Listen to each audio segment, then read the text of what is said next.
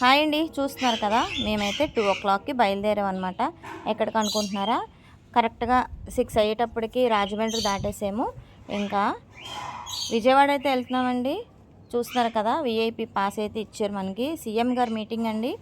అలాగే మన వైజాగ్ నుంచి 40 మెంబర్స్ని సెలెక్ట్ చేశారనమాట. అందులో మనం ఒకటి.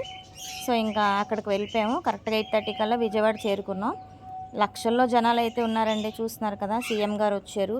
అబ్బా, గోల అంతా చూస్తూ ఉంటే ఏదో జాతరలా అనిపించింది నాకైతే. చూస్తున్నారు కదండి, పవన్ కళ్యాణ్ గారు కూడా వచ్చారనమాట. సో ఈ ప్రోగ్రాంలో మేము ఇలా పార్టిసిపేట్ చేయడం ఒక లక్కీ అనుకుంటున్నాను. కలెక్టర్ గారు ఆర్డర్ మేరకు, అలాగే మా పీడీ మేడం ఆర్డర్ మేరకు మేమైతే ఇక్కడికి వచ్చామండి. డిపార్ట్మెంట్తో కలిసి ఈ ప్రోగ్రామ్ని సక్సెస్ చేయాలని చెప్పి అందరూ ఇక్కడికి వచ్చామన్నమాట.